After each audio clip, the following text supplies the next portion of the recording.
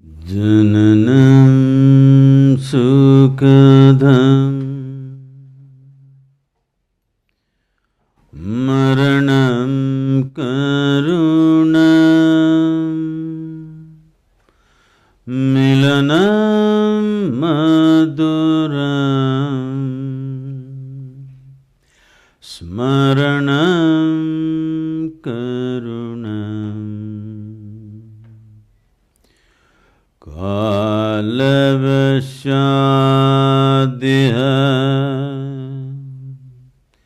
sakalam karunam samayadipate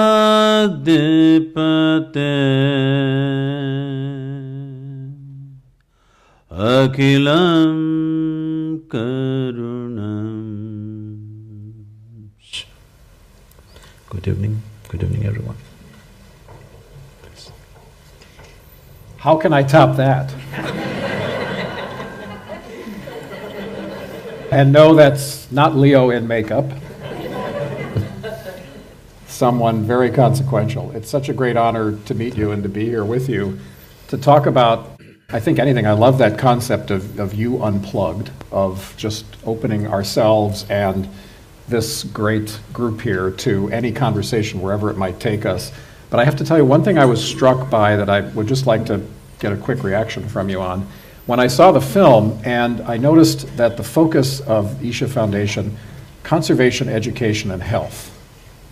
And I find it so interesting that conservation, nature, and health are on either side of education. Because I think that the biggest problem we have today is with a lack of education on these key issues, which if we understood them, we would realize that we're not trying to save the planet, we're trying to save our lives on this planet. As you know, more than 98% of all the plant and animal life ever to exist on Earth appeared and disappeared before the advent of industrial humans. So the Earth doesn't care if we're here, but we do. And so it's fantastic to meet people who are inspiring, especially a younger generation, to, let's be honest, clean up the mess that our generation created. So with that, let me ask you to maybe just say a few words about the foundation, about how you chose those three core values to work on, because they are absolutely what binds us all together. Namaskaram to everyone. Well, right now, just about anywhere you go in the world, there was a time when they had nothing to do, they would discuss weather. These days, from your grandmothers to your grandchildren, they're only talking about the economy. Wherever you go, everybody's talking about the economy. Nobody discusses the weather anymore. Weather had something to do with ecology. Economy has become the main theme in everybody's conversations, in everybody's life. So when we say economy, we're generally talking about a more complicated version of our survival process, a complex arrangement of survival, or messing up our survival process with too many complexities. Simple survival, just to eat, sleep, reproduce and die one day, this is survival. This has been super complicated and there are all kinds of experts on this now. I'm not against it, but this idea that economy is today's concern, ecology is tomorrow's problem, this has to change. Ecology is today's problem.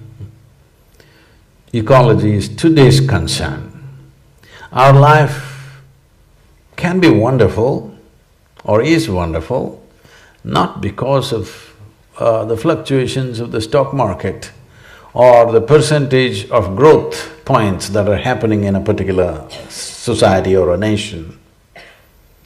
Our life is wonderful because we are eating nutritious food, drinking clean water, breathing pure air. This is why our life is wonderful. This is completely forgotten.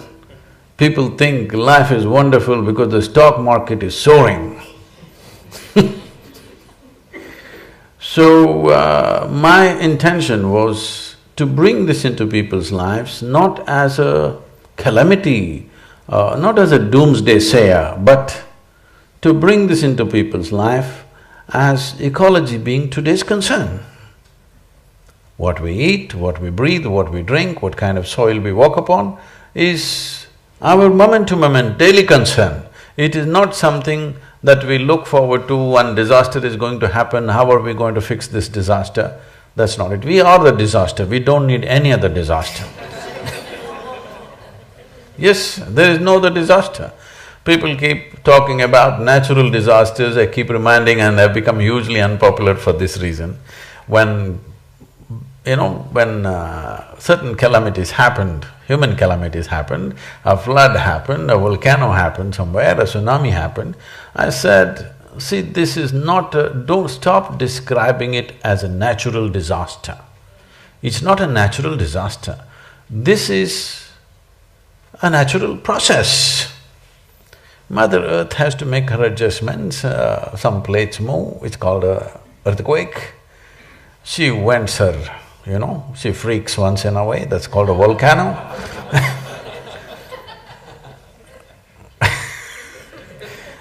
So whatever she does, we are too many, we are everywhere and we are a human calamity. 1,000 years ago, the same thing happened, they were just natural processes. Today, it's a natural disaster. It is not a natural disaster. There are no disasters in nature. We are the only disaster on this planet. If you fix that one thing, everything is going to be okay.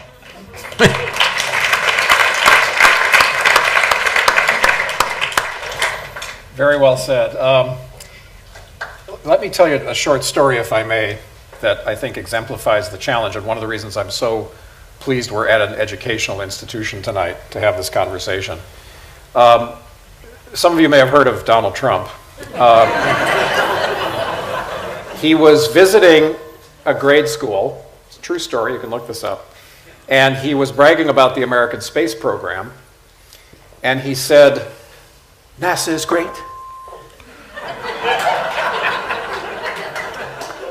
We're going to have a colony on Mars, and we're even going to land on the sun.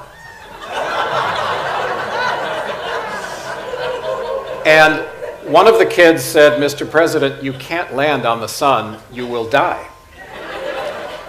And without missing a beat, Trump said, no, we'll land there at night.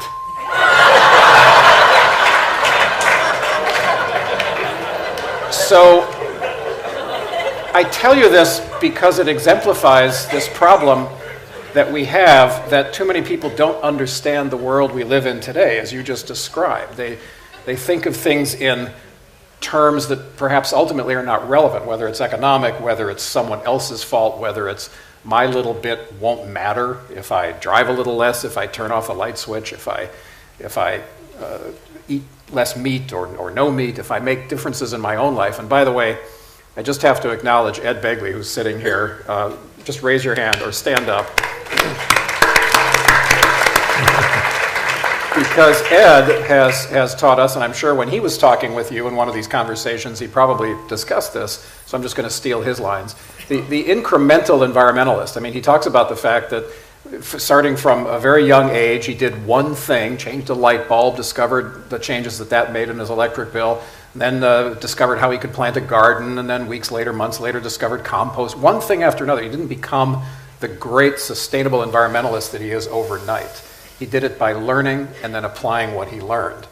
And to me, that's the biggest challenge. How do we just get more people to wake up, learn how the world really works, get them to take those steps, see that every little step matters, and what every one of us does matters, and then to take each one of those steps.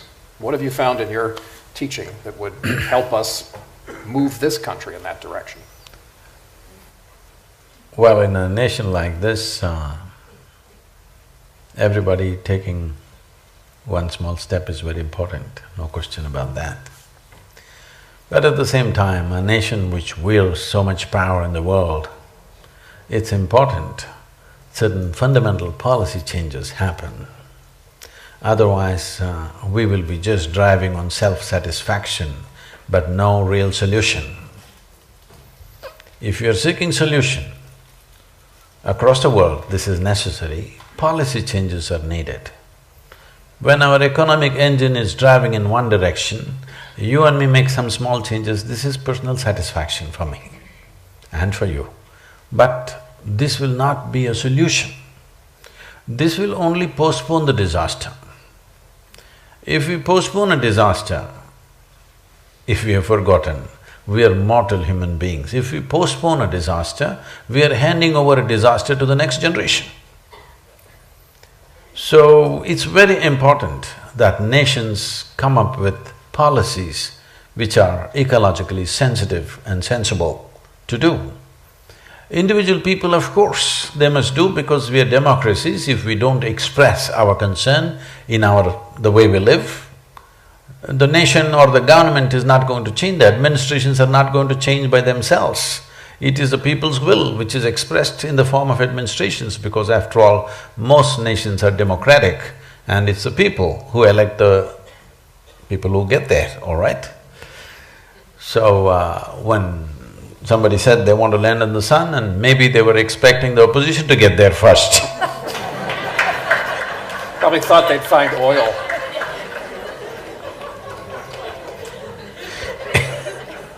The media to get there first.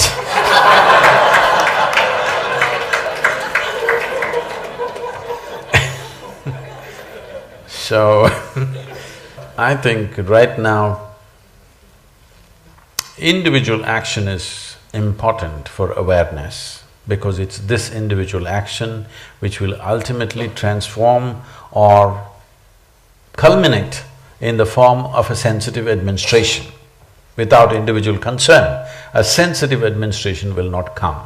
But we've reached a point on the planet where strong policies are needed. Ecologically sensitive policies are needed. You and me switching off the light is great, I don't even turn on the light, so I don't switch off either.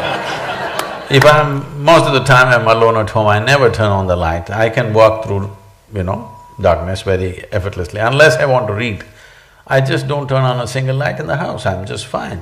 The dogs are happy, I'm happy. That's about it. Every other creature is happy, lights are not on.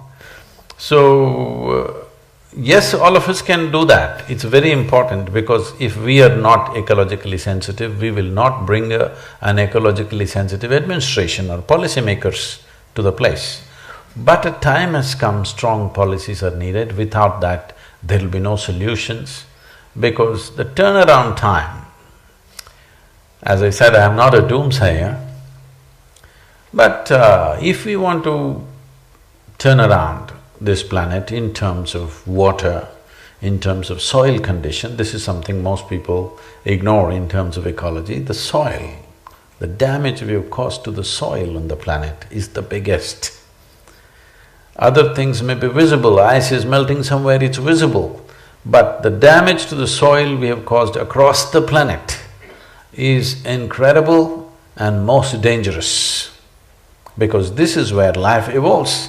You and me are just a little bit of soil. What was soil became food, what was food became flesh and blood. If we don't get it right now, one day we will get it when we are buried. Yes? Most people get it a bit too late, but everybody gets the point at some point. So, these things cannot be turned around with individual action. This needs a worldwide policy. I think if we want to turn the soil around, if we take concrete action in the next 5 to 10 years, in the next 25 to 30 years, we could turn it around quite reasonably. But if, let us say, we don't take any action now and we take action after 25 or 50 years, let's say, after 50 years we want to act, to turn around the same soil, it'll take 100 to 150 years. And that means 4 to 5 generations will go through tremendous, terrible states of life because soil is in a bad condition. If we fix the soil, water is fixed, air is fixed, everything is fixed. soil must be rich and on because this is the same sod. Well, very well said, and I can give a little context for that. Actually, in the next couple of weeks, the DiCaprio Foundation is going to be releasing a study that we've been working on, a plan, not just a study with MIT, with Berkeley, with a number of other institutions around the world, called One Earth, which identifies a path to no more than 1.5 degrees centigrade warming, which, as most of you probably know, there was an agreement reached in Paris 3 years ago, a climate agreement with 174 nations. And the goal was to stop warming at 2 degrees with a hopeful goal of no more than 1.5. But the target was set and the level of ambition was set for 2 degrees. We know that a lot of further disasters will occur if we let it get to 2 degrees. So how would you get to 1.5 was the challenge we gave these great academics, and we took a look at what it would take to do it. And we came up with 3 things. That by 2050, we need to move most of the world's energy to clean, renewable energy. And when we even started talking about this, even 2 or 3 years ago, it seemed like, could you possibly do that? Are the economics and the technology there? And since then, look at how many companies have committed to go to 100% renewables, how many cities, how many states. The state of California, 7th largest economy on the planet, passed a law, signed into law a couple of weeks ago, to be 100% renewable energy powered by 2045, and we have the pathway to do it. So we know that first leg of that stool is difficult, it's challenging, but it's not impossible. The second leg is indeed to get, by 2050, most of our agriculture back to what we call regenerative agriculture, which is regenerating the soil. It's what our parents and grandparents did. And interestingly, now that Cuba is opening up again, they didn't have access to a lot of petroleum-based fertilizers and pesticides and herbicides, so they've continued to do this throughout the last 50 years, I mean, and obviously longer, where basically you don't dig up and destroy the soil and expose it and let all the microbes and the organisms and the organic material decompose into methane, which is a very potent greenhouse gas, and then supplement it with petroleum-based fertilizers. In essence, you're sterilizing the soil, you're killing it, as Sadhguru says, and then you're throwing something on it to try to make it work. And instead, we just need to go back to the basic concept of using organic material that's there, harvest our crop, put the organic waste back into the soil with light tilling, with light crop practices, and in fact, you'll get better yields for far less money and be able to restore water and various other ecosystems. And the third leg of the stool is we have to save half the planet for nature. And we're obviously not going to say, oh, well, let's save the southern half and we'll schmutz the northern half. I mean, too late for that. But what we can do is take a look at all the marine protected areas we've already created, the national parks, the ecosystem reserves that exist in every single country, the natural places, even parks in cities, and stitch them together in ways that actually becomes a safety net for the planet, where effectively half the planet is preserved for nature and the ecosystem services that nature provides us. So, for example, many of you may have seen that Sao Paulo a year ago was facing evacuation of 1/3 of the city because they ran out of water. And that was because they had denuded rainforests many, many miles away from Sao Paulo. But that's what had sequestered the rain, sequestered the moisture, nourished the soils, which then allowed aquifers to fill and rivers to flow and so forth, that kept a city of 22 million people alive. When they destroyed those forests, all of that disappeared with the first drought. So now they're learning that that has to be restored, that it's not just for the sake of creatures or plants and animals that we'll never see, it's actually for the human ecosystem services as well. And that if you do that, if you actually preserve roughly half the planet for nature, there's creative ways you can do it. We, at the DiCaprio Foundation, we funded a program to create wildlife corridors over 2 of our busiest freeways so that mountain lions and other species can cross the freeways and stitch back together fractured habitat. And here in Los Angeles, it's too late to go buy 10,000 more acres and say, okay, great, that's going to be mountain lion habitat. So therefore, how do you stitch it back together to get the genetic diversity, to keep those species alive, to keep those resources alive? So there's many creative ways to do it. But it does take modern mapping and scientific research methods to figure out what do we need to save, because not all ecosystems are created equal. So I'll get off my soapbox here, but my point being there's three things that will give us a livable planet and give us a sustainable planet for 10 billion people by 2050. And it is this 100% renewables, 100% regenerative agriculture, and saving half for nature. And so your point about soils is really at the centerpiece of all that.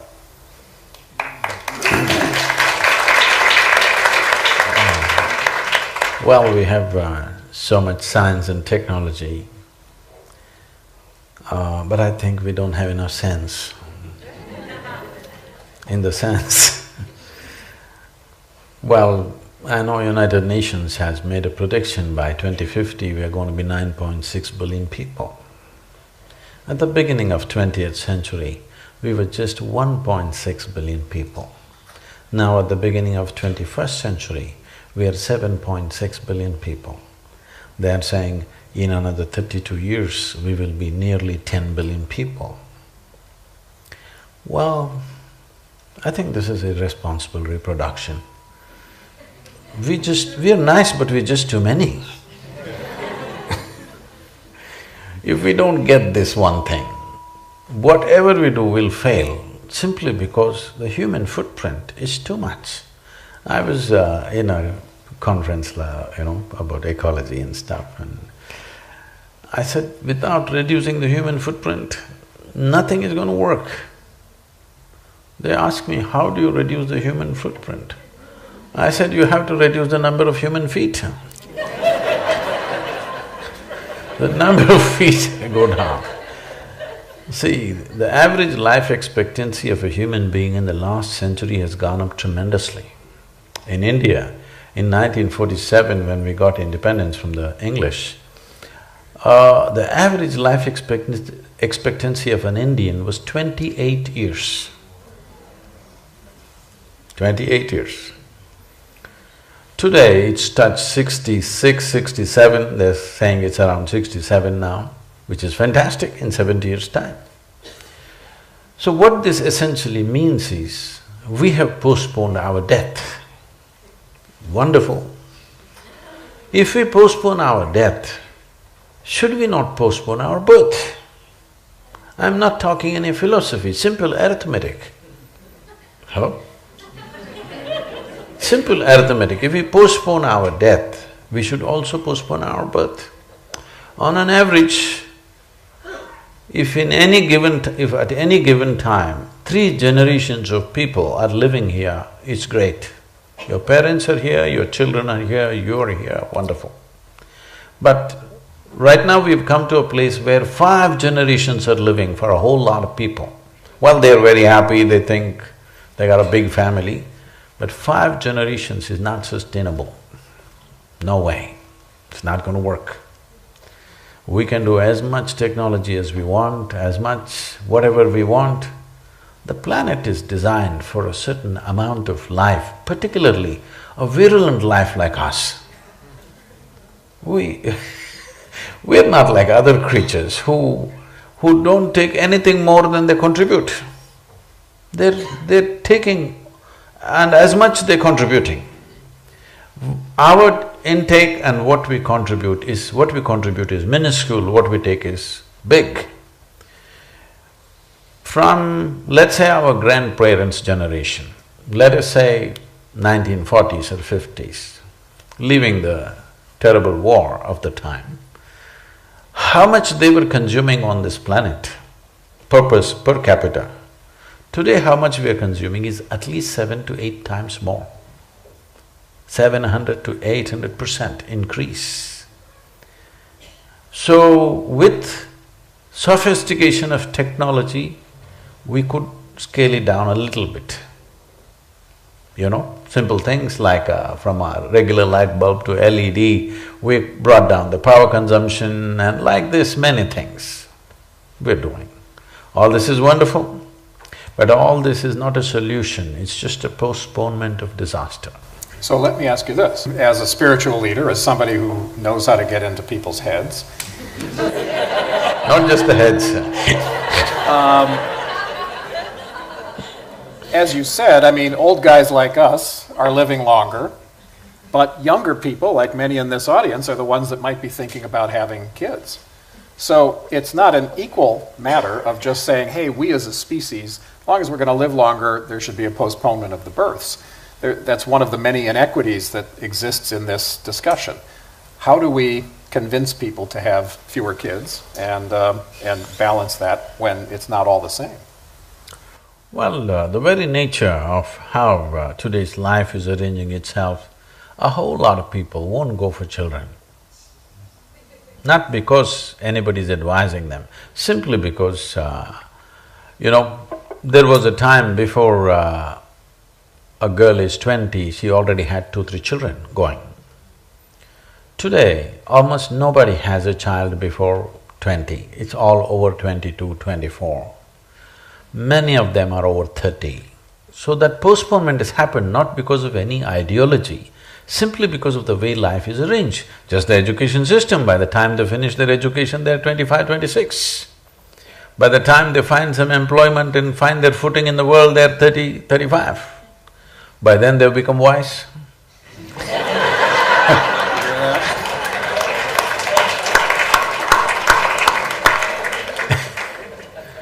So, if you allow enough time, wisdom happens.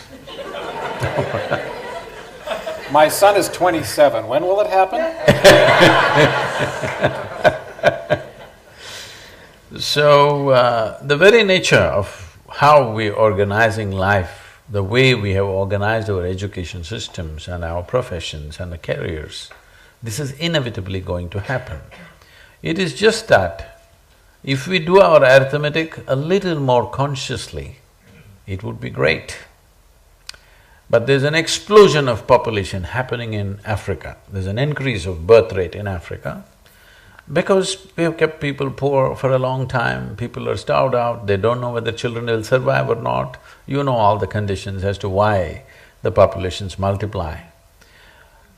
It is just that if you… This is why ecology and education are important. If education happens, education itself postpones birth. Isn't it? And once education happens, aspirations explode. Aspirations keep children off for quite some time. Beyond that, if they really want to be some great parents, they want to produce some wonderful children for the future, fantastic. Fantastic, because we need children, of course, we can't do without children on this planet. But because we are on an average, most countries, almost the whole population on the planet in the next 30 years, average age will be over… people will be living over 80, 85 years of age. So when the whole population starts living to be 85, if they deliver a child at 20, by the time they're gone, they have already 4 generations going, which is not practical.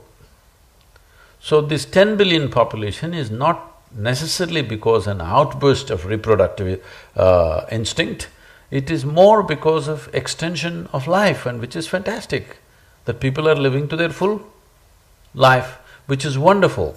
So that should not be, we should not start regretting that people are living so long. That should never happen. We should celebrate that people are living full lives.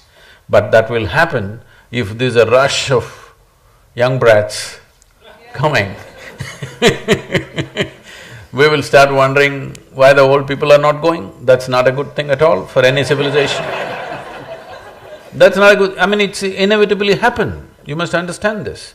You may think, I'm not like that, but when pressure builds up, it will happen, those thoughts will come. We should never give room for that in any given society. We must always celebrate the age, the experience of human beings who are here, not because of… I'm speaking for myself I'm saying, our grandparents, we celebrated. My great-grandmother lived to 113. Okay no, I'm not threatening you She lived to 113, but people celebrated her because she was such a presence. And such a wisdom, she has seen 3 generations, 4 generations pass. But that will only happen when there is not too much pressure from the next generation which is fighting for room to live on this planet. It's very important that we must, instead of projecting, making a prediction that we'll have 10 billion by 2050, why don't we plan by 2050 we'll have 4 billion or 4.5 billion? I'm telling you, if you're 4 billion people, everybody can live whichever way they want and everything will be fine. And whoever is landing on Mars, we should send them quickly.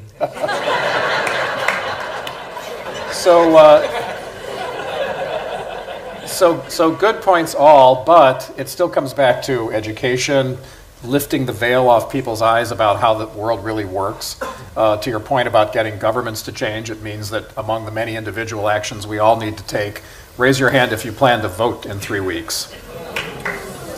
And everyone's hand should have gone up. Even people that don't necessarily live here. I have no vote in this country, so… Yeah, well… It doesn't matter anymore. Please come and vote.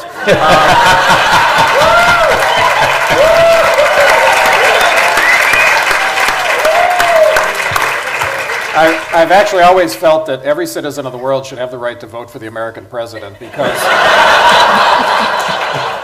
he or she will have a disproportionate impact over all their lives, and so everyone should get a vote. But seriously, you, as just in the short time I've gotten to know you tonight, when we were in the green room, when we came here, lines of people would come up and want to say hello to you, and every one of them had one thing in common. They said, "You changed my life. You changed the way I see the world and the way I want to be in the world." And that's what we have to do if we really want to make this planet sustainable. So give us some tips about how, I mean, all of us can't necessarily do what you've done, but maybe we can. I mean, you were telling me, for example, that your Rally for Rivers was an idea that came to you 59 days before you did it. And I'll let you tell the story because maybe that's helpful for people here who are activists and want to start a movement and want to make something happen big, which then will get governments to change policy. It's the only thing that ever did. Political leaders are actually political followers. When they really feel the pressure from citizens, that's when they change. So give us some ideas about how you, in your amazing career, have inspired people to think differently, to see things differently, and then to take action. So this is in 1998, certain United Nations agencies came to southern India, and the state where we are in, which is called as Tamil Nadu, the southernmost state. I thought people were whistling and that's a good thing. So they made a prediction, by 2025, 60% of Tamil Nadu will become a desert. I personally don't like any kind of predictions, whether they are for individual life or the nation or ecology, because predictions are only taking cold facts and making projections. What's beating in a human heart, they don't know. People who make predictions don't know what is beating in individual hearts and what these people are going to do tomorrow. They have no clue about that. So, it looked absurd to me that by 2025, 60% of Tamil Nadu will become desert because Tamil Nadu has a history of 12,000 years of agriculture. They've been plowing the same land for 12,000 years. This is the longest history of agricultural history on the planet. And in 30-40 years, we're going to become a desert? I didn't believe that. So I decided to drive myself across Tamil Nadu. I drove to all the rivers and riverbeds and other things and just to have a look. Then I knew they were wrong because I thought it is going to happen much sooner. I didn't think it will last till 2025. So I called a bunch of volunteers and about 4,000 or 5,000 of them and told them. What? One at a time or on Twitter? I mean… No, that's not how it happens in India. I just have to say I'm going to meet them, they'll all come.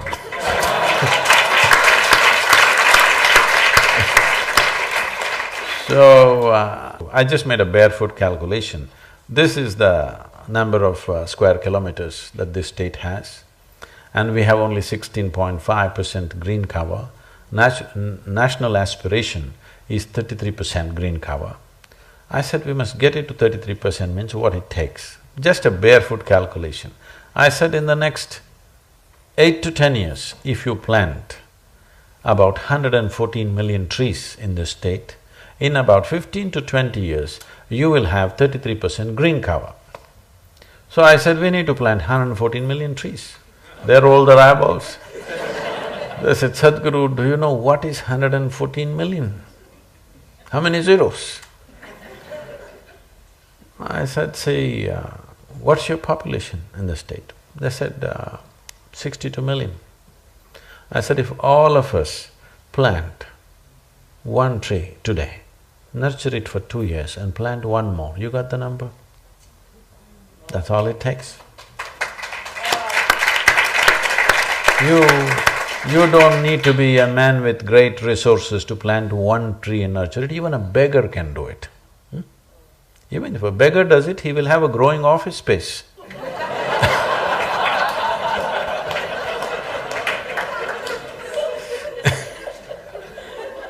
So how to do it, how to water it, what to do? I said, just go pee there.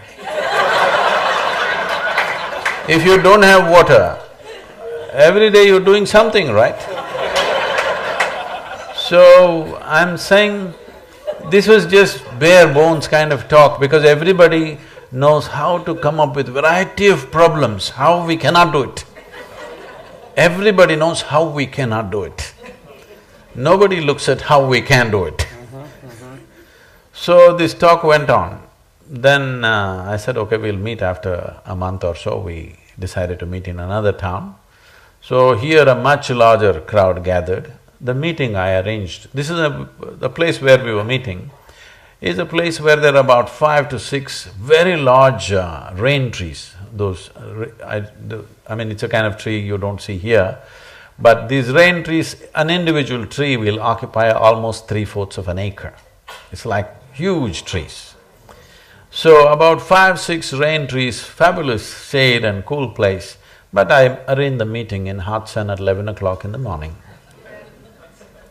So, this is Tamil Nadu sun, you know, where hot.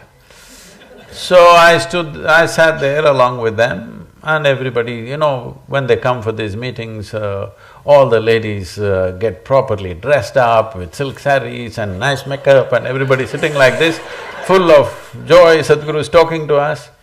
And I went on talking, just simply kept it, just gossip. They initially like this and slowly. They're just looking at me, I'm also sitting in hot sun and maybe he's enlightened, but what's wrong with him? I waited for that moment after 1.25 hours when they were really wilting away. See, if you're walking around, moving, you won't feel it. When you just sit in the sun, it gets you. So when I saw that they're really going down, I said, okay, and let's go here, and we all went and sat under a tree. And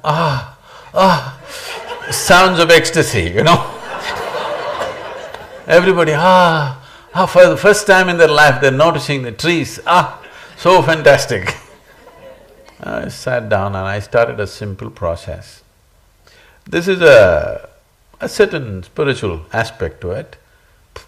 Experientially, I made them feel with their eyes closed, what you exhale, the trees are inhaling. What the trees exhale, you are inhaling. 1/2 of your breathing apparatus is hanging out there.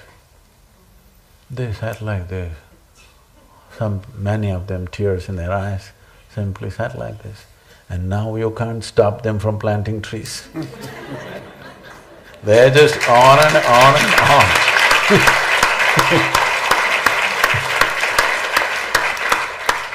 33 million trees they planted. So I keep telling them, you're a big failure. We said 114 million. We said 114 million, you planted only 33 million. They're going on and on planting more and more. So with children, children like to have pets because there are no more so many brothers and sisters, we can't afford that. So pets are easy because they die sooner than human beings.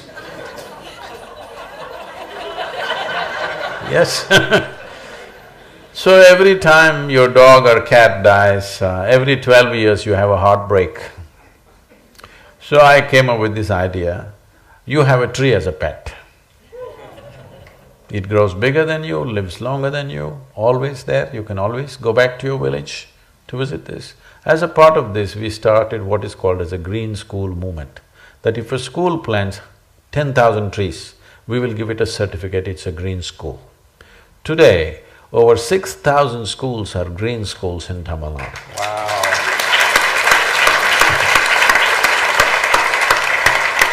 And the best thing is, this pond, over 400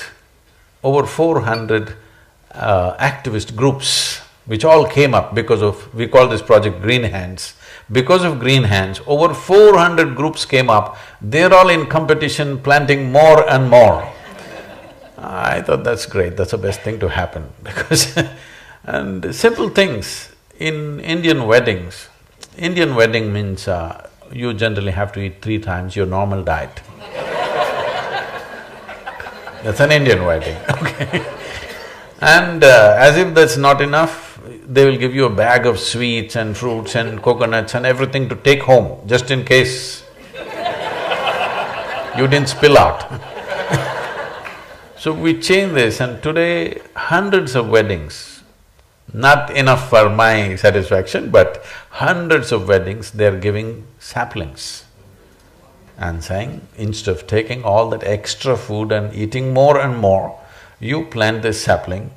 If you don't have a space, right there they will ask you, if they don't have a space, we'll plant it for you and we'll plant it for you in this place. We are also these days geocoding them, where your tree is. As a part of the Rally for Rivers, today we are planting, in the next 3 to 4 years' time, or let's say 3 to 5 years' time, we have signed MOUs to plant 7 billion trees. Wow. And if, in that period of time, if you only plant 6 billion, will that be a failure? Yeah. Because I keep telling people that, I've kind of given up on my life. Anyway, I will die a failure. Because when I was 25 years of age, I suddenly realized one day, if I simply sit here, all I have to do is that I don't mess with myself. If I simply sit here, every cell in my body bursts out in ecstasy. When I realized this, I made a plan at that time.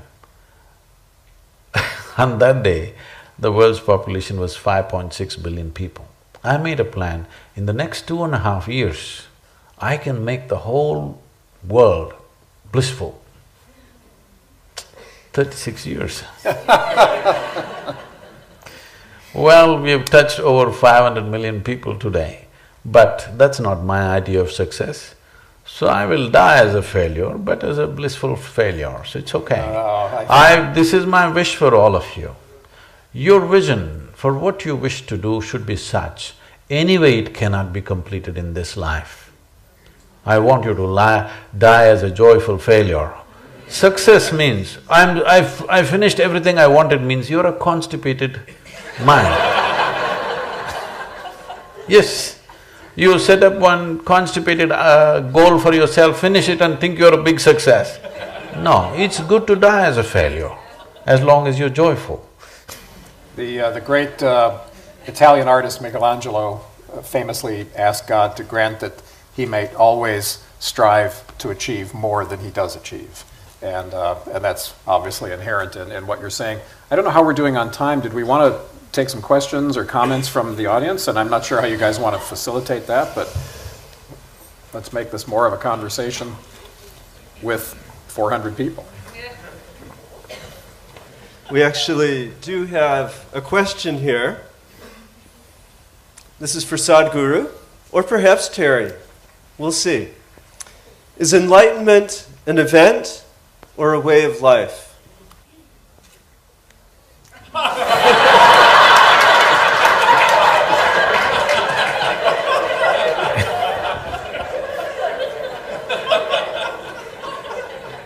The first question that comes about clean air regulation in the state of California, I'll take that one.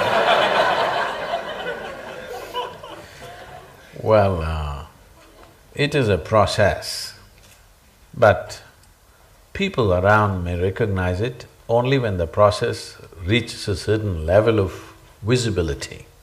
But it's a process. Right now, maybe there is a process building up for rain, let's say. Most people don't see it. Donkeys know it, snakes know it, insects and worms know it, human beings won't see it. Till it pours down on them, they don't see it. So it is a process. If you're sensitive, you can see the process before it bears flowers and fruits. So most of the world sees only when a bright flower comes out. But it's an ongoing process, you can recognize it at a very early stage if you look for certain basic parameters. So, enlightenment is a process. Well, when it becomes mature, it may bear a certain type of flowers that the world recognizes. But that's not the most important thing. The process is the most important thing. This question asks, they say when people die, they are in a better place. Are they? No. He's looking at you, dude. It depends who you're talking about.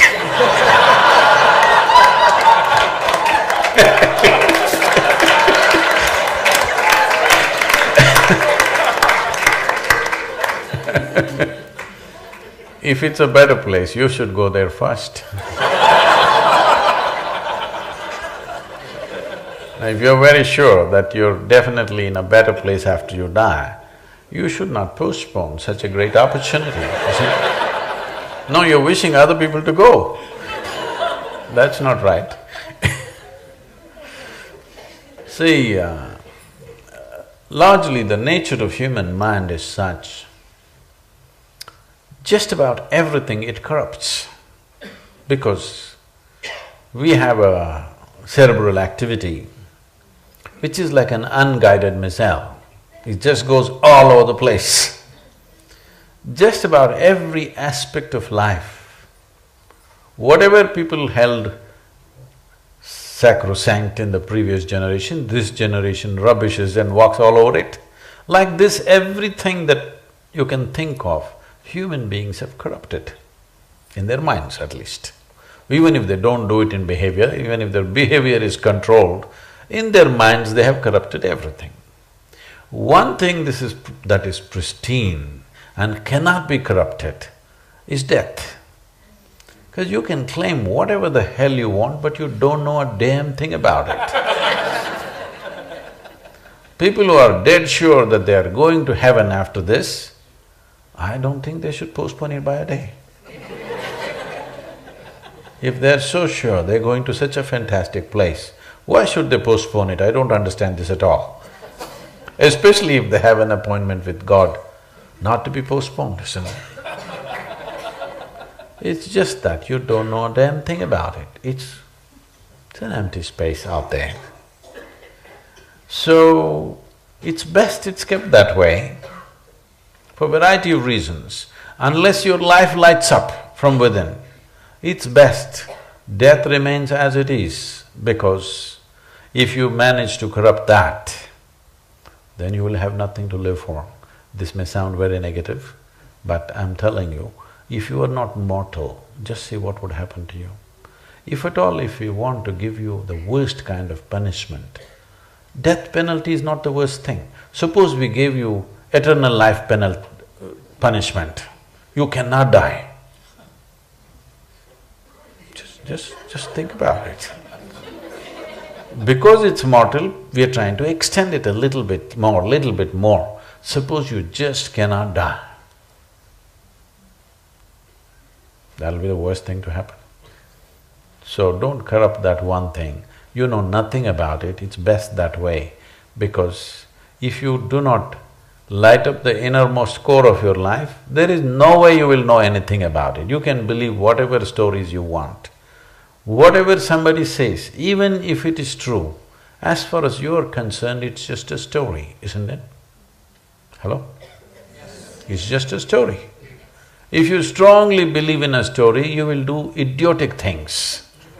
Yes, those people who believe 100% they are going to heaven and what are the pleasures there, they're the ones who are blowing themselves up. Yes, because you believe all those things are there. From last generation to this generation, the aspiration of going to heaven has come down dramatically. They're all trying to do it right here. They're trying to do everything right here.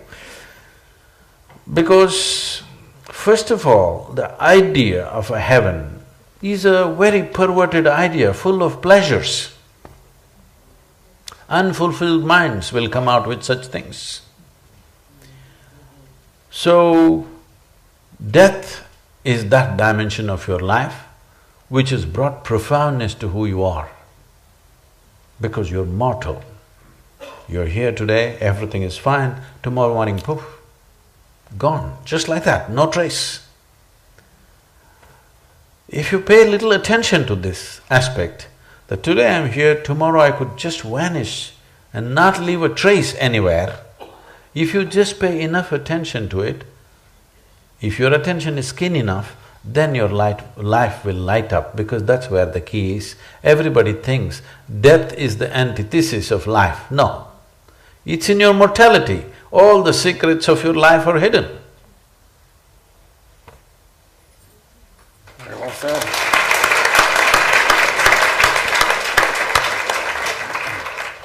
We have a question from a mother from the land of Rumi, from the land of Persia, from Iran. And she's concerned that more and more youth are becoming atheists. They do not believe, not only do they not believe in God, they don't believe in religion, they don't even believe in spirituality. And she asks, how can I, as a mother, bring awareness of the spiritual to my child?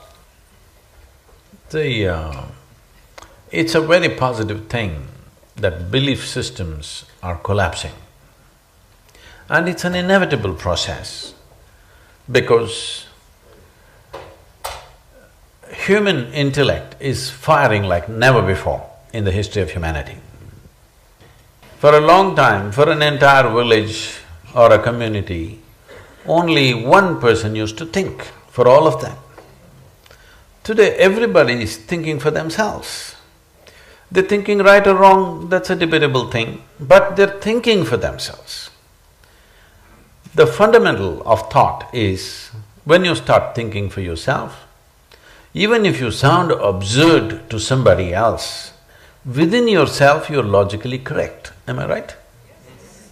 When two people argue, have you seen?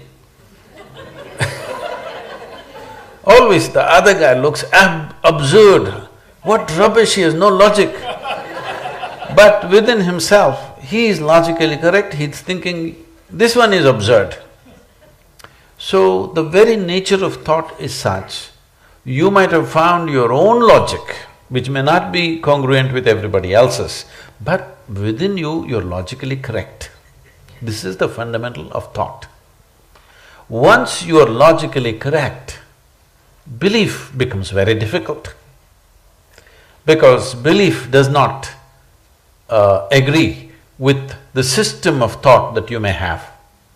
You could be indoctrinated, but indoctrination works only when you're kept in a flock.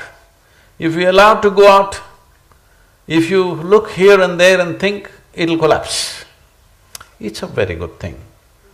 In the last 25 years, the number of heavens and hells that have collapsed on the planet is fantastic. Because This aspiration that I will live well somewhere else is a disastrous aspiration. That is why we are making a hell of ourselves and making it a hell for everybody else around us, because we think somewhere else we're going to live better. This idea must go. If you want to live well, it's here. If you don't get this, if you want to live the highest possible life, it is here that you can do it. If this does not sink into human minds and hearts, well, all these people who are going to live well somewhere else, they're going to cause hell to you here. They're making sure you suffer here, because there everything is going to be great. So this idea must go. So essentially, when people say, I'm religious, naturally they refer to themselves as believers. When we say belief, essentially we are talking about, I am not yet straight in my life. That is, I am not willing to admit what I do not know as I do not know. Is there any problem that, is it okay for you as a human being, what I know, what I do not know, I do not know, is it okay? Yes. No, whatever I do not know, I believe. And this belief we have introduced into human mind because it gives you confidence. This confidence without clarity is a disaster. As human beings get more and more empowered with technology and science, this disaster will become larger and larger. When we are not clear, at least we must be hesitant, isn't it? Hello? Yep. When we can't see clearly, at least we must walk with some hesitation. No, we can't see a damn thing, but we are confident. This is a disaster.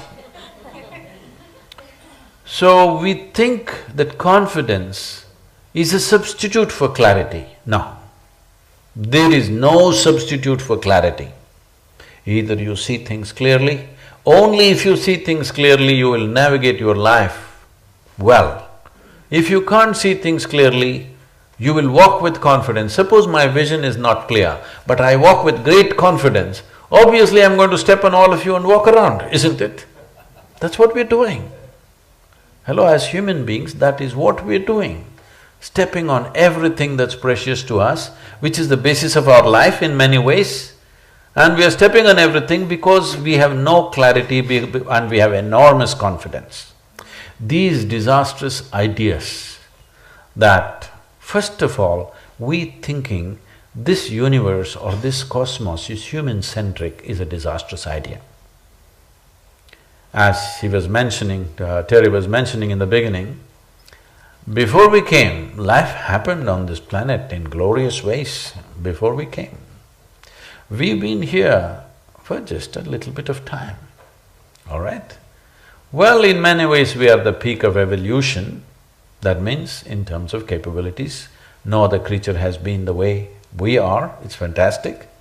But the existence is not human-centric. If you talk to an ant will think God is a big ant. Yes, I'm sure. If you talk to an elephant, of course, he knows God is a big elephant, and even we think so in India.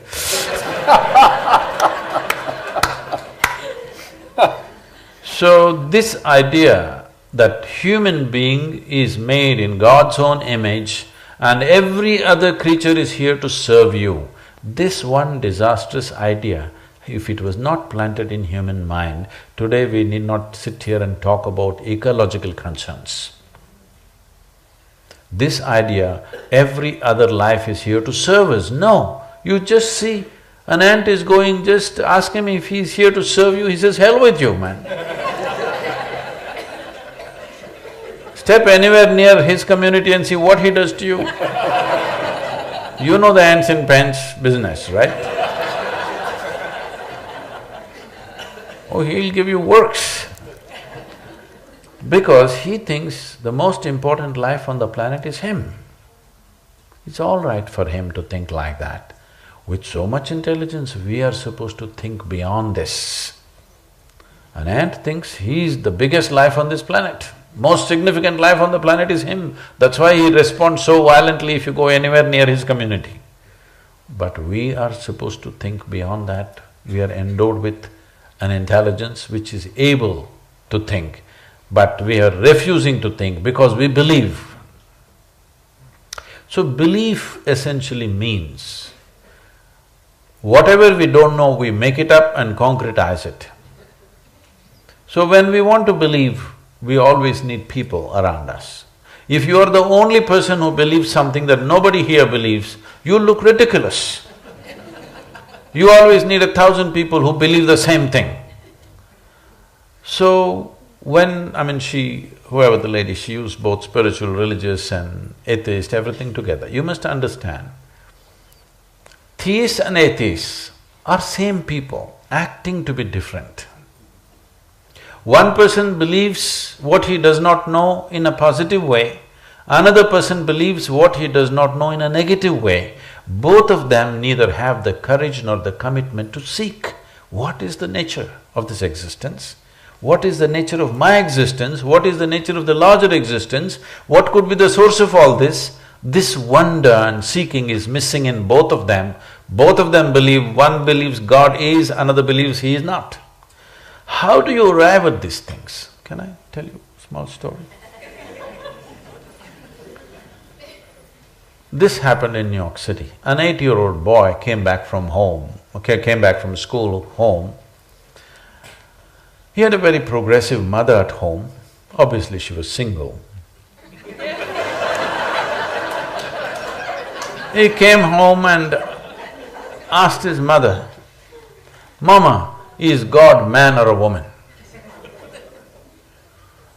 She, being a progressive woman, she thought through all the gender politics that are happening and how we tried to settle it in the previous election and the result.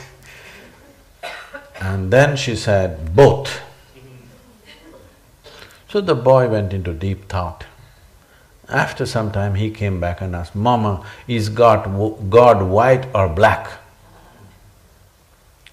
So she thought through all the racial politics in the country, how in the last election we tried to settle this issue and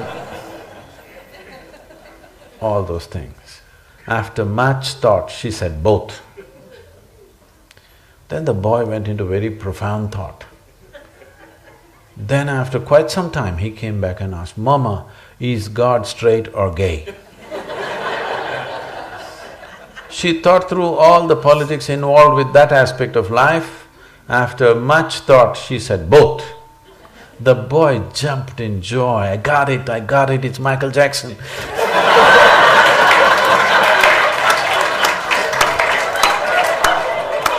I don't know how you arrived at yours. But the thing is, why can't human beings be sincere enough? What I know, what I do not know, I do not know. Huh? What is the problem? I do not know is a tremendous possibility.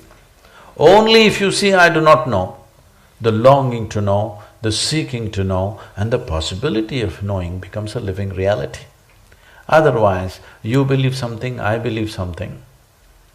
Initially we are all okay, but when really it comes to things, we're going to kill each other. The fight on the planet is not between good and evil as they're projecting it to be. It's just one man's belief versus another man's belief, religious or otherwise. Isn't it so?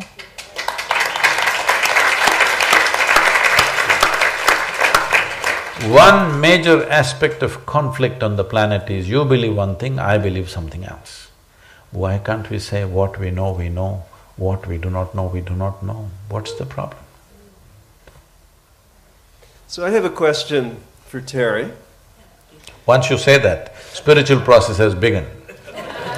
Because it's in the very nature intrinsic to human intelligence, once you see I do not know, the longing to know will get ignited.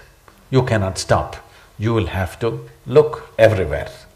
So that's a spiritual process. Once you say I'm spiritual, you say I'm a seeker. Once you say I'm religious, you say I'm a believer, isn't it? Well, and I might add for that lady, for her child, she was worried about him or her becoming an atheist, but it's, as you say, it's a process. It's not an end, especially if it's a child. I mean, when our son was very little, I mean, as a baby, they think we're God. And then he gets to be 5, 6, 7 years old, he's talking to his friends, he's talking back. How did you do that? And all of a sudden, we know nothing, and we're the devil. And then, that's a fully religious process. exactly, and then we gave him a puppy, and we're God again. So, you know, it's a constantly evolving process. Be patient. Okay, part of the problem that we're aware of in terms of the earth has to do with compulsive human behavior. And I'm going to ask two versions of this question.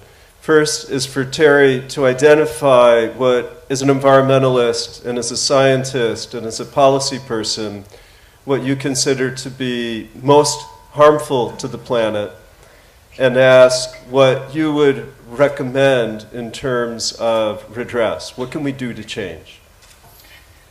Well, the first thing might seem trivial, but it's something that certainly most Americans can do. In the last 10 years, the average American has gained 10 pounds because of our diet. Salt, sugar, fat, meat. And giving up some of that, especially the meat, would probably be one of the best things we can do to save the planet. And one of the consequences, and one of the ways to measure this, is that the airlines that crisscross this country every year burn 350 million more gallons of jet fuel every year, carrying all that excess weight. So if we were to lose the 10 pounds, myself included, if we were to lose that 10 pounds, think how much better off the planet would be in every sense. How much greenhouse gas we could reduce, how much other deforestation and other things that we could reduce. You know, I think, as I said before, to me, it's really eco-illiteracy is the biggest problem. Because all of these other problems do have solutions. As you said, if we become seekers, if we start to pay attention to what's real, if we push back on the climate denial industry, it's not just a matter of seeking what's real, it's avoiding the temptation to find the easy answer that's convenient for us.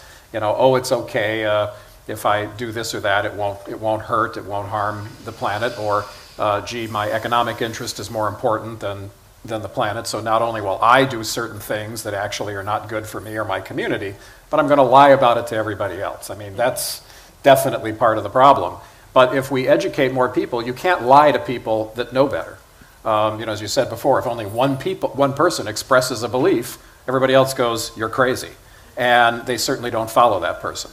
So unfortunately, in this country, when it comes to climate change, when it comes to a whole host of environmental issues, some of it is pure ignorance. It's a lack of education. It's a lack of, it's a failure of our formal and informal education system. But it's also, unfortunately, a great deal of money that is being used to intentionally mislead us. And we have to learn to look past that, to trust what we know, what we've learned, and what we can always go back to and confirm. That should then guide us. But if there's one single thing that, well, let's say two. Number one is voting, as I mentioned before. People, you've got to get them to vote, and then you've got to educate them, but that will in turn lead to more enlightened votes. And that doesn't necessarily always mean the way I would vote or the way somebody else would vote. I'm a Democrat who worked for a Republican. I can see both sides of a lot of different arguments, but I do think that the more educated people become about these issues, not only will they then vote in a more enlightened and thoughtful way, but they'll educate others. They'll share what they know when they're confident of it. And now for Sadhguru. Often in your videos, you talk about compulsive behaviors and habits mostly related to the body. Other than relying simply on willpower, is there a beginner's technique to start the process of breaking these compulsive habits? How do I say no to ice cream? That's another way to put it. Well, compulsiveness is the only reason why human life has become what it's become is not because of the content of our life, simply because we are able to change the context of our life, because we can do the same things that every other creature does consciously. They are born, we are born, they grow up, we grow up, they eat, we sleep, they sleep, they reproduce, we reproduce, they die, we die. That's all that's happening. We may think many things about ourselves, but if you look at generations of people who have come and gone, this is all they did. Yes, they ate, they slept, they reproduced and they died. And here we are because of their reproduction. This is how it's happening to every creature.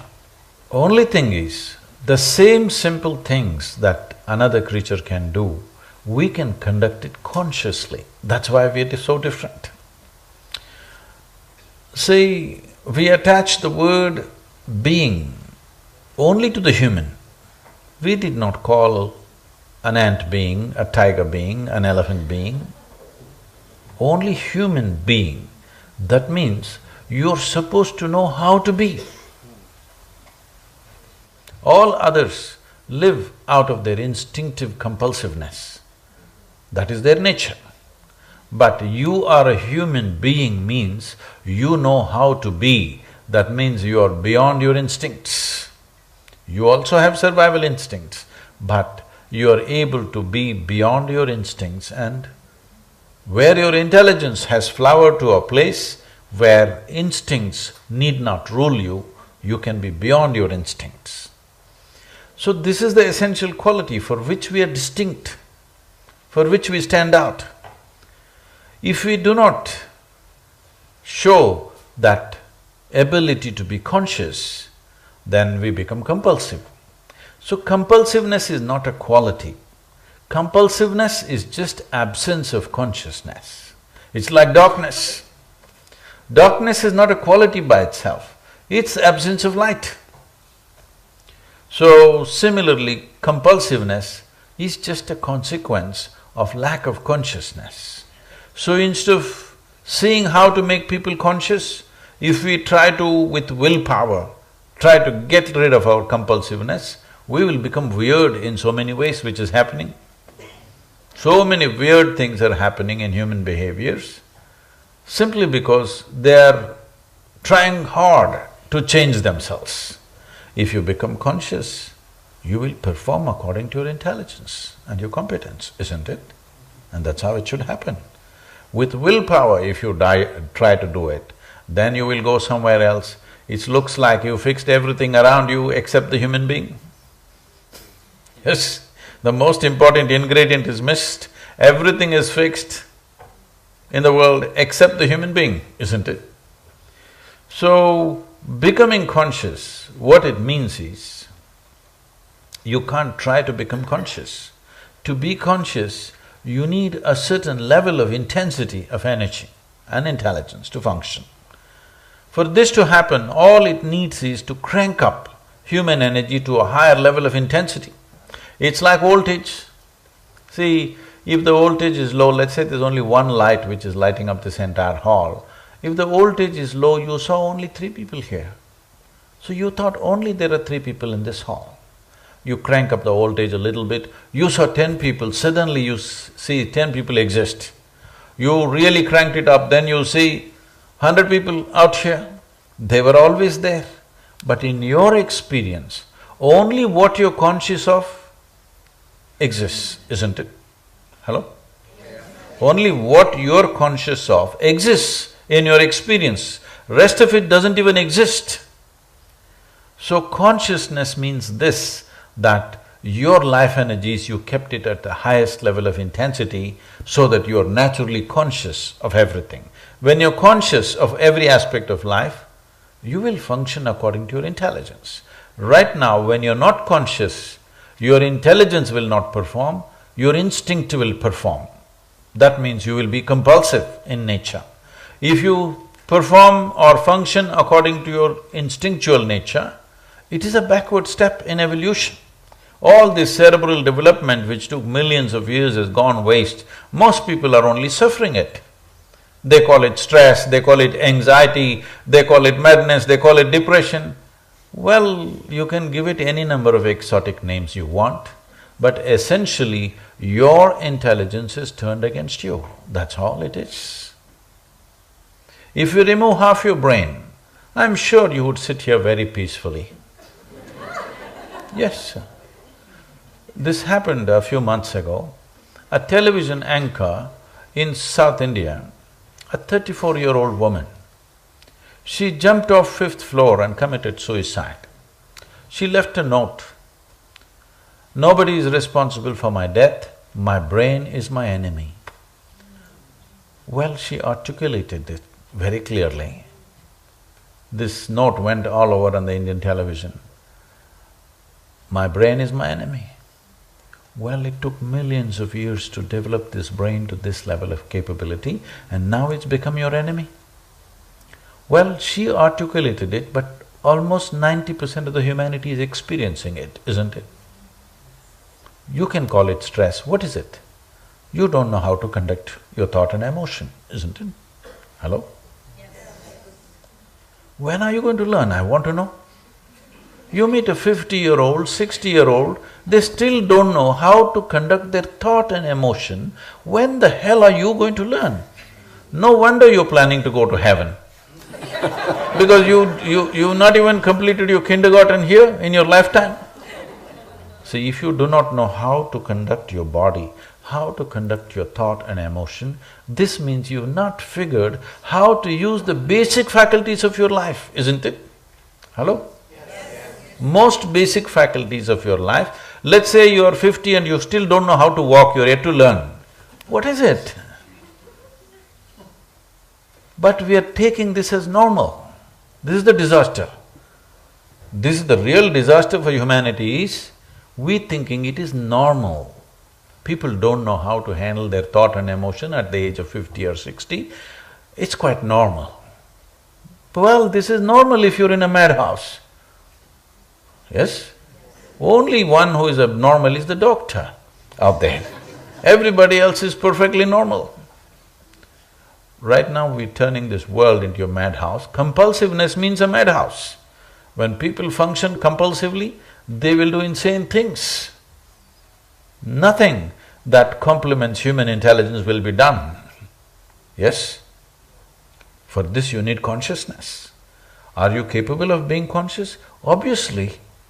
Isn't it so? Have you not seen the same thing that you do? One day you're in a certain way, food appeared in front of you, you ate very consciously.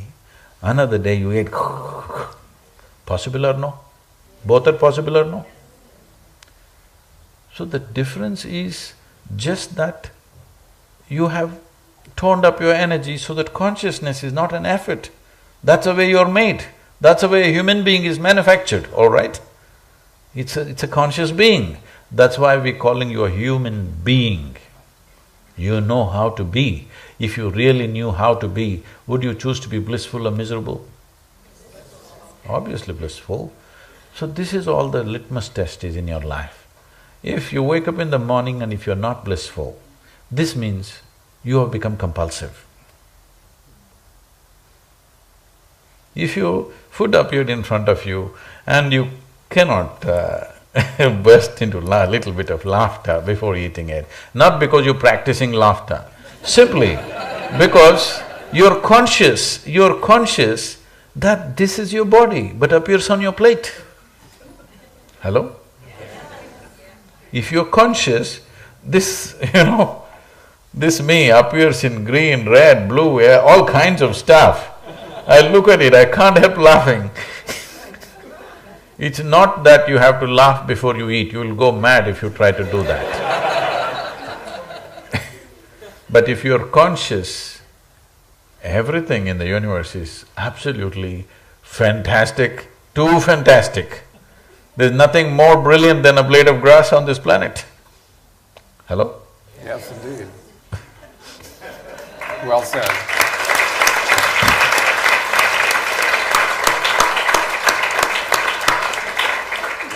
I want to close with a two-part question. So the first is, you've seen a lot of different farming techniques. And there's an organic farmer from Southern California that would like your advice, practical advice, on a gardening tip. And then the other question says, How can we arrive at conscious connection with Mother Earth every step we take on her? So I'm not a farmer. My wife has a vegetable garden which is very prodigious, and we eat from it. I ate kale this afternoon from our garden, very gratefully. And I learned a lot from Ed and Rochelle. But I would say instead I'd look at a trend. If the gentleman who asked the question is an organic farmer, Or it could be a woman. oh, I thought you said him, whoever it is, he or she, is an organic farmer, that think about 10 years ago what the word organic meant. It was sort of hippy-dippy, and it was in little small shops and co-ops and things like that. And then Whole Foods started to embrace it, and now every major supermarket chain has to have an organic section, and Amazon bought Whole Foods because the world is going in this direction. People are realizing they want organic food. They want clean, healthy food where they know where it came from. So I would just say, bless you, keep doing what you're doing, because the world is going to need a lot more of what you produce, and ultimately we can end this concept of killing the soil and covering it with chemicals, petrochemicals, and creating something that some people call food. But I see that we have started using these words which have become part of our daily life. Like for example, this always bothers me, the word waste. See, everything that we have, from the food that we eat, the clothes that we wear, the furniture we sit on, and just everything is essentially a piece of this planet. Hello? Everything is, including this body and everything, is just a piece of this planet. There is never anything here that you can call waste. You're allowed to use it, and when you put it back, it must become soil once again. Well, Cornelius is here, he's the shit king. Well, Nothing is wasted. How much percentage of United States shit do you have in your control? Working on more and more, working on more and more. Well, some big percentage of the shit from all the cities in United States, Cornelius owns it. He's not responsible for it, but he owns it. It's a long story. It's a long story. So, I'm saying, there is really nothing that is waste here. It's just earth. Now, we make many things out of it. Some things, like us, the moment we are buried, within a few days becomes earth very easily, but we are putting ourselves in a box, I don't know why. I just cannot understand. Why are you in a box? You must be in a rush to become part of the earth. Putting you in a box, you're preventing this body from becoming earth, unfortunately. We evolved a system in our center, anywhere around us, if people die, we just bury them and plant a tree on them. So, for their relatives and friends, this tree. You make very good manure if you did not know this. Anything that you put out of your body makes fantastic manure, Cornelius. And the body itself is fantastic manure, you know. So, this aspect of what is organic, what is inorganic, there's really nothing like that. Everything is planet. Whatever you made out of it. We made some things which unfortunately cannot quickly go back into earth. It takes… some things take 1,000 years or more these days we're talking about. But most of the other things, if you put it down to earth, within a matter of a decade or two, it will be earth again. So that's what is fantastic. Even you may be thinking many things about yourself. As far as Mother Earth is concerned, she looks at you and she thinks you as a recycling process. She throws you out and sucks you back, she throws you out and sucks you back. You think, I'm a great guy, I'm a great generation, but she thinks nothing. She just throws you out and sucks you back. Hello? You're just a pop-up.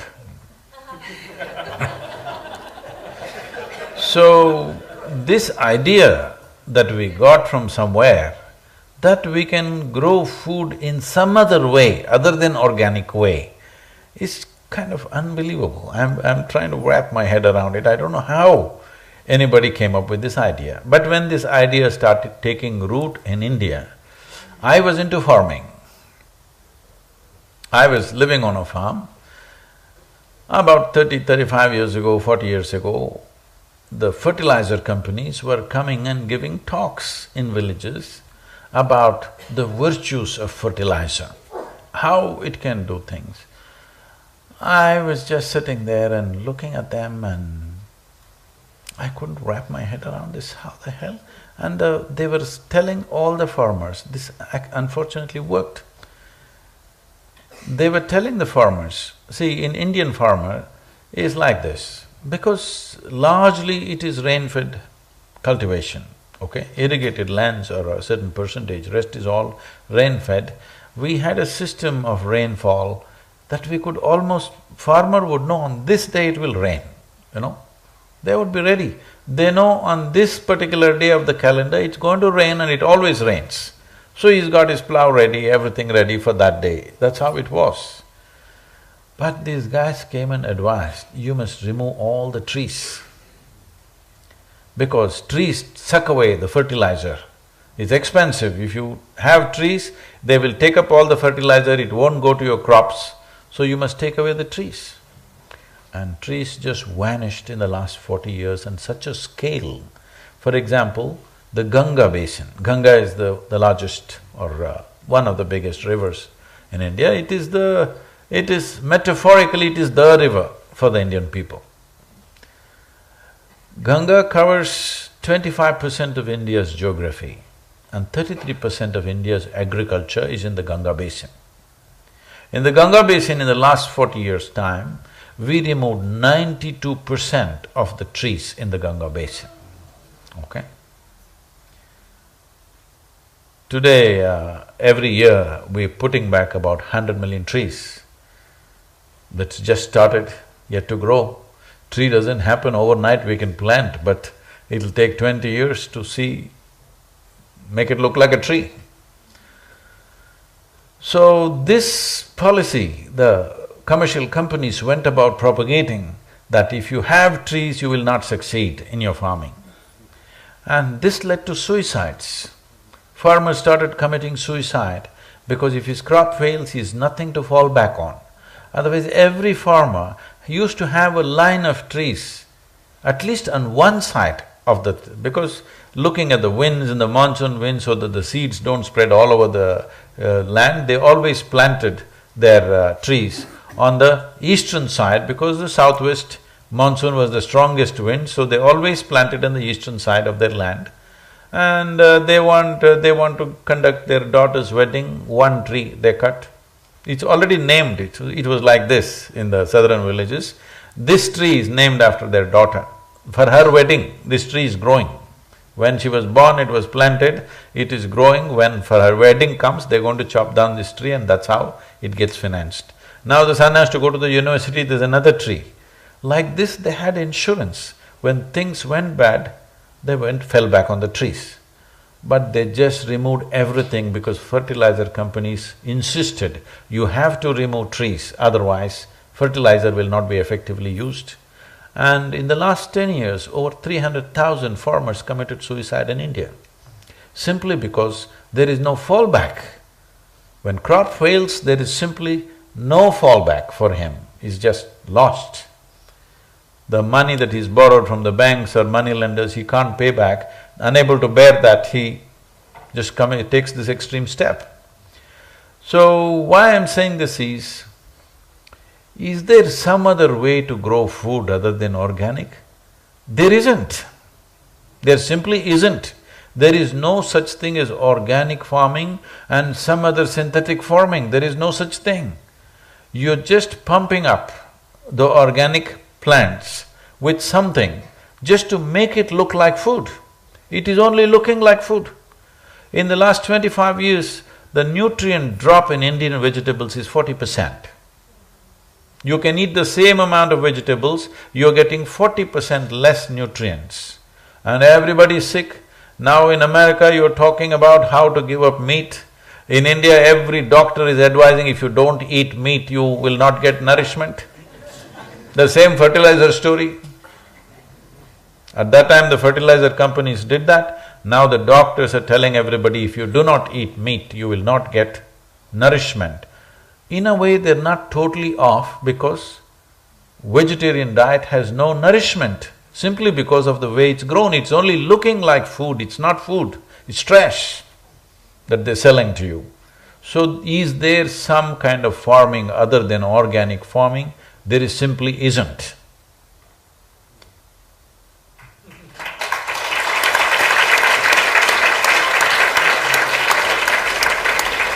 Can you leave us with some inspiration? Oh. Did I depress you? I thought that's what he was doing all night. My heart is full, but… Well, as already Terry pointed this out at one point, so people are going about saying planet is in peril. Planet is not in peril. The idiotic humanity is in peril. Planet is not in peril. It will adjust itself. Planet knows how to come back. It's just that, it's not that we are also not going to be extinguished, but we will bring huge suffering upon ourselves. Talking about 1.5 degrees centigrade of rise, which is a kind of a compromise decision, we will heat it 1.5 degrees on. Well, when this happens, the worst hit part of the planet will be Asia. Because it is believed out of 200 and odd islands in Indonesia, it is believed over 60% of them will sink. If the water rises anywhere to 2 meters, about 6 to 7 feet if it raises, over 60% of the islands will go down. Where will these populations go? If an island sinks, what's our problem?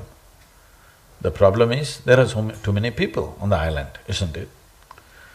If we do not do this consciously, nature will do it to us in a very cruel way.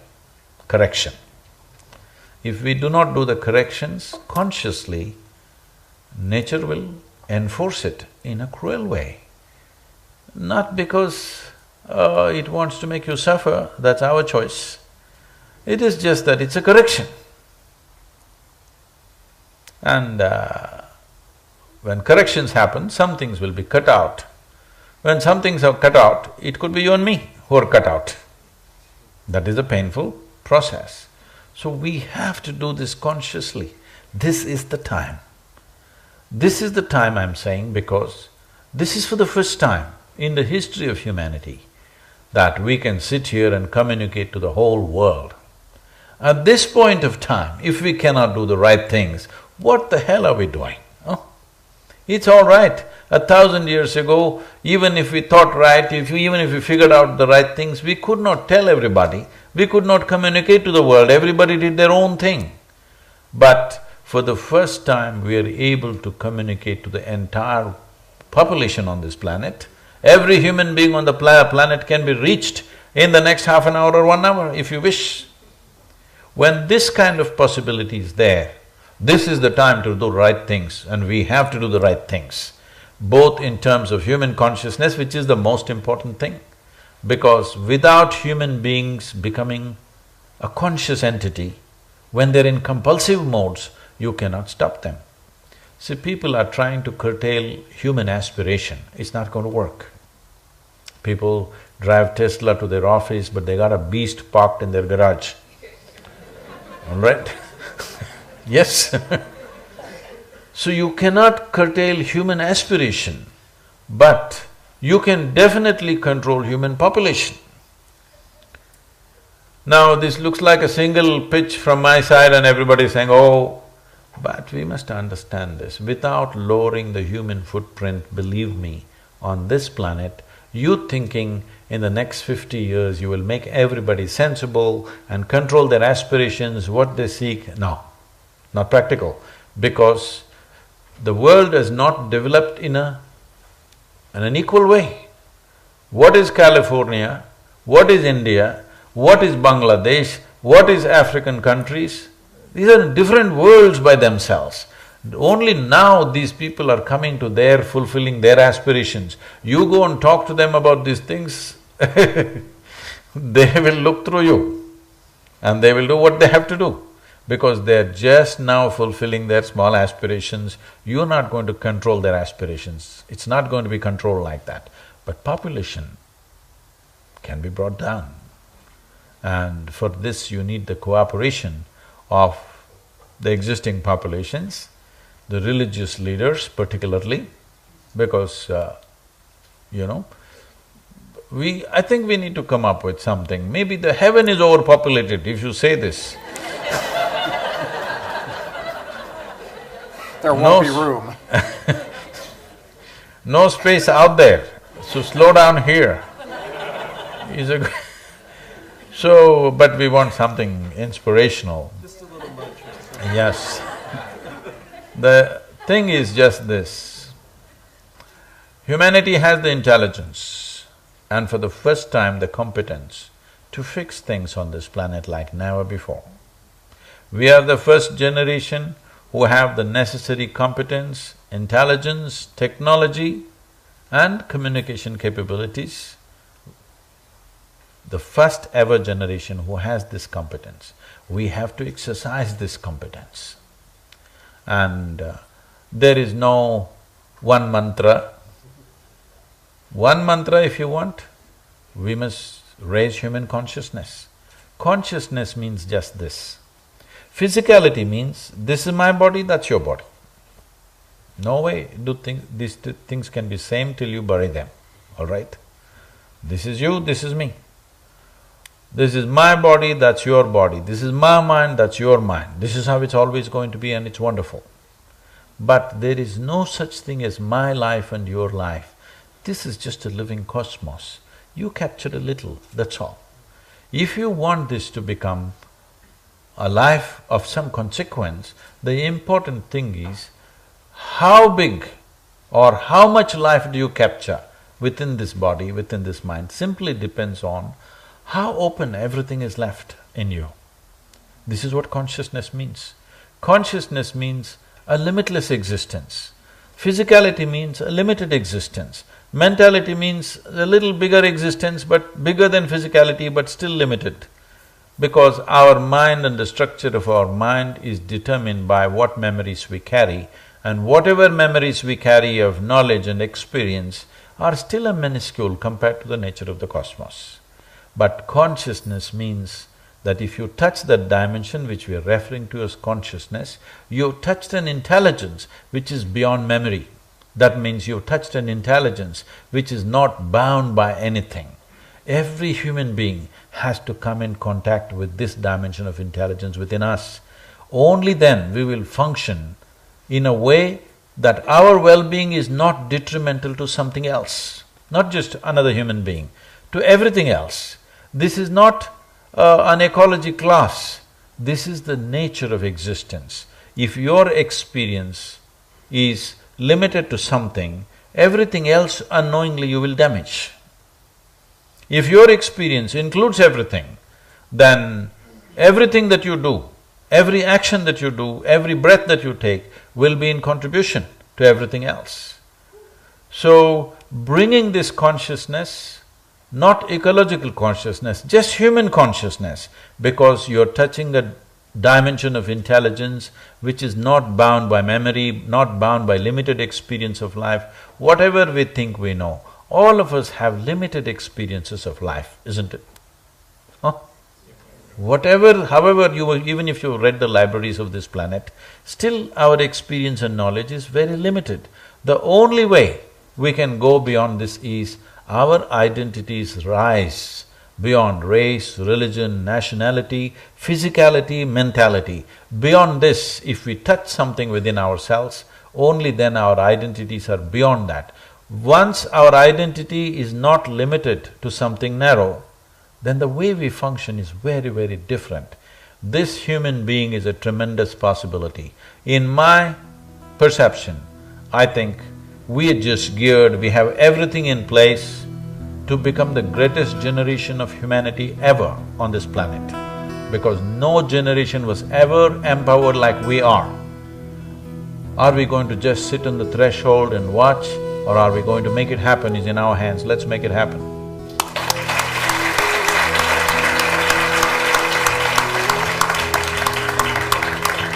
Remember, we're the only university in the hemisphere that offers a Master of Arts in Yoga Studies, and it's all about consciousness. I would like to take this opportunity to congratulate and express gratitude to the Doshi family and the university. As Mr. Chappell said, so only university are offering yoga studies. We must understand yoga does not mean twisting and turning. Yoga means consciously obliterating the boundaries of one's individuality. It means union. That's what yoga means. When you obliterate the boundaries of your individuality, that's where the solution for everything is. And we are extremely privileged to have Ed here among us. Thank you.